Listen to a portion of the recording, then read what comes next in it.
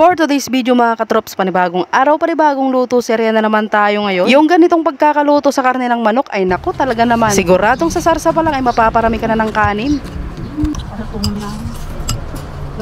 So ayan mga katrops, bali sa recipe nga pala na ito ay gagamit nga tayo dito ng bawang sibuyas, siling labuyo at kamatis. Meron din tayo ditong bagoong at sa karne ng manok naman na itong pitso nga yung kinuha ko at nahiwa ko na nga rin itong talong. So dahil nakaready na nga lahat yung mga sangkap na gagamitin natin, kaya naman tara simulan na nga nating magluto mga katrops. Bali nagpainit nga lang ako dito ng kawali at tamika para nga prituhin itong mga talong at dahil naluto na nga yung kabilang side, kaya naman binaliktad ko na. Para sa akin yung ganitong pagkakaluto sa talong ay okay na yan, kaya naman hinango ko na. Abay tignan nyo naman ang inyong katrops, so talaga namang focus na focus at sinunod ko na nga rin yung mga natira pang talong. So dahil naprito na nga lahat natin, kaya naman isunod na nga rin nating mag-isa dito ng bawang. Pinag golden brown ko lang, tapos isinunod ko na nga rin dito yung sibuyas. At nung okay na nga rin itong sibuyas, isinunod ko na nga rin nilagay dito yung mga kamatis. Tapos ayan, gisa-gisahin lang natin ito hanggang sa maging ganito na nga yung itsura niya. At dahil nadudurog-durog na nga ito, kaya naman ilalagay na nga rin natin dito yung bagoong. Ay nako, abay pagkabangong-bango naman neto. At dahil luto na nga ito, kaya naman binawasan ko na. Medyo marami-rami rin kasi ito mga katrops eh. Abay mahirap na, baka masobrahan natin sa alat. Siguro nagkakaroon na kayo ng idea kung ano nga tawag dito sa niluluto ko ngayon. Kasi nga syempre kanina nagisa tayo ng bagoong alamang, tapos nagprito din tayo ng talong. O edi nagka-idea na kayo kung anong tawag dito. So ayun, nung magisa ko na nga ng maigi itong karne ng manok, ay tinemplahan ko na nga ito ng toyo, pampakulay lang. Tsaka ako tinaktangan ng pinong paminta, magic sarap, liquid seasoning at asukal. At nung mahalo ko na nga, tsaka ko naman ito nilagyan ng tubig na water para maluto naman itong karne ng manok. Bale na yan ko nga lang itong kumulo ng mga ilang minuto. Tsaka ako maglalagay ng suka para hindi agad mapanis. At hinayaan ko nga lang itong kumulo para maluto nga yung suka at para na din hindi umasim yung amoy netong niluluto natin. So dahil naiga na nga yung sabaw neto, kaya naman titikman ko na nga kung tama na nga yung lasa para kapag kinulang nga sa bagoong alamang ay magdadagdag na lang tayo. At ayan, ninanam na nga ng maigi. Abay approve na nga sa katrops nyo yung lasa. At dahil malapit na nga itong maluto, kaya naman ilalagay na natin dito yung pinirito natin kaninang talong. Abay tignan nyo naman yan mga katrops, so talaga namang sa itsura pa lang alam mo na eh, no? At dahil luto na nga itong ating chicken binagoongan, kaya naman lalagyan na natin ito ng siling labuyo. Siguradong food trip malala na naman. So ayun mga katrops, ayan, tara tikman na natin itong ating nilutong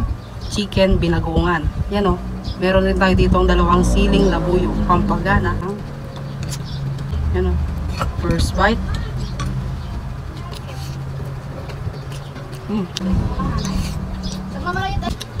Quality.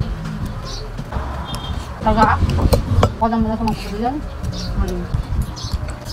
Yan o mga katrops. Huwag na pinayan na niya.